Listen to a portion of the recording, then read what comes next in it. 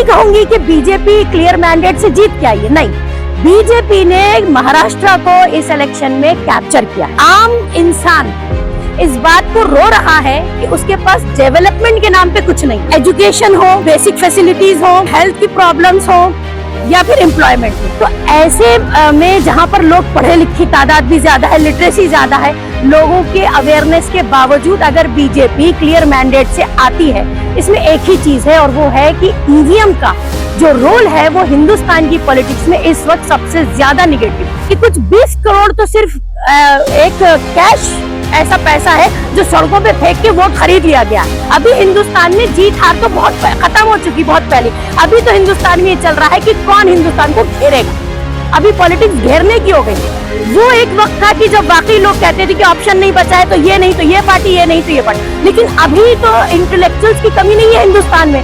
ऐसा प्लेटफॉर्म भी उनके पास मौजूद है जो बेहतर ऑल्टरनेट हो सकता है।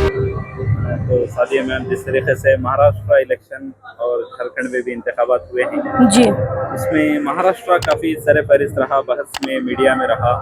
कई पार्टियां जो है बीजेपी ने तोड़ करके मुख्तलिफ पार्टियां बना करके, मुख्तलिफ धड़े बना करके इंतखाबात हुए। लेकिन फिर भी जो है लोगों में कहीं बेचैनी है इस इंतखाबात को लेकर के। इस सिलसिले में क्या कहें? जी देखिए, ऐसा है कि फॉर्चुनेटली और अनफॉर्चुनेटली इस बार महाराष्ट्र में 5 ऐसी जगह रहीं, जैसे कि आपका नांदेड़ रहा, आपका जालना रहा, औरंगाबाद रहा, जहां मैं खुद बजाते मतलब कि एज ए ड्यूटी इलेक्शन में गई हूं। और हमारी पार्टी से चूंकि हमने कैंडिडेट भी उतारे थे तो वो तो हमारी कैंपेनिंग का भी एक हिस्सा रहा। लेकिन जो सबसे ज्यादा अफसोसनाक मंजर देखने को मिला ये कि एक आम इंसान इस बात को रो रहा है कि उसके पास डेवलपमेंट के नाम पे कुछ नहीं है। यानी कि एजुकेशन हो या फिर आप कहिए कि बेसिक फैसिलिटीज हो या फिर आप कहिए कि हेल्थ की प्रॉब्लम्स हो या फिर एम्प्लॉयमेंट हो। ये इंसानी जिंदगी से जुड़े हुए ऐसे मुद्दे हैं जिनके बगैर इंसानी सर्वाइवल पॉसिबल नहीं है। इन मुद्दों पर रोने के बावजूद और ये क्लियर होने के बावजूद कि पॉलिटिकल पार्टीज जो हैं वो खेल रही हैं आम इंसानों के दिमाग से, और सियासत जो है वो बहुत ज्यादा करप्ट हो चुकी है।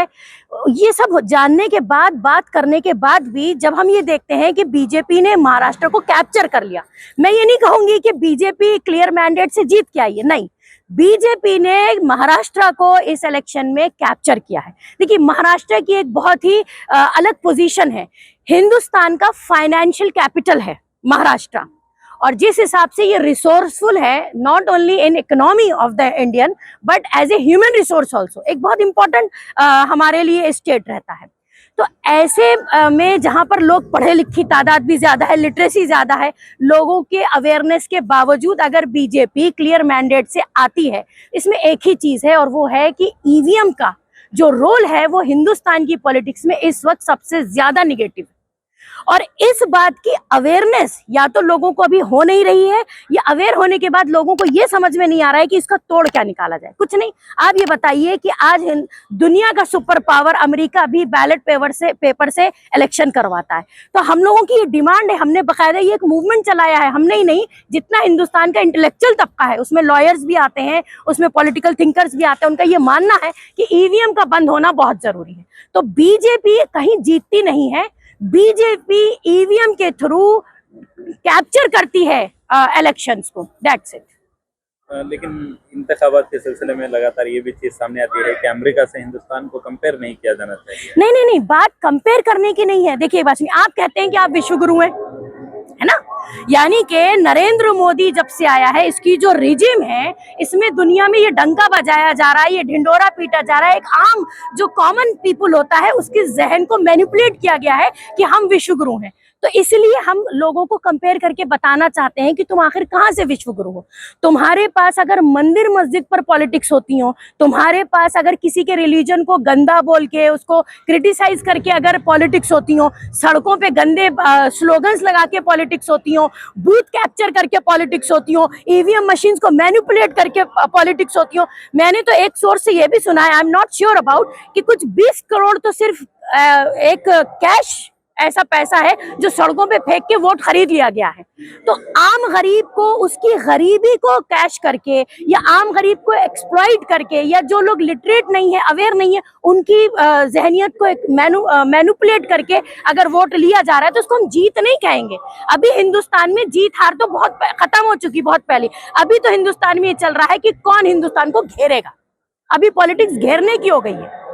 और ऐसे में हम जब निकलते हैं, हम जब बात करते हैं, तो हम एक आइडियोलॉजिकल प्लेटफॉर्म है। हम लोगों को कहते हैं कि भाई तुम्हारे पास ऑल्टरनेट है। वो एक वक्त था कि जब वाकई लोग कहते थे कि ऑप्शन नहीं बचा है तो ये नहीं तो ये पार्टी, ये नहीं तो ये पार्टी। लेकिन अभी तो इंटेलेक्चुअल्स की कमी नहीं है हिंदुस्तान में। ऐसा प्लेटफॉर्म भी उनके पास मौजूद है जो बेहतर ऑल्टरनेट हो सकता है। अगर लोग समझे तो हम बात करने के लिए तैयार हैं, हम उनके पास आने और उनसे मिलने के लिए तैयार हैं। लेकिन मैं समझती हूँ अब इंडियन पॉलिटिक्स को बहुत बड़े चेंज की जरूरत है।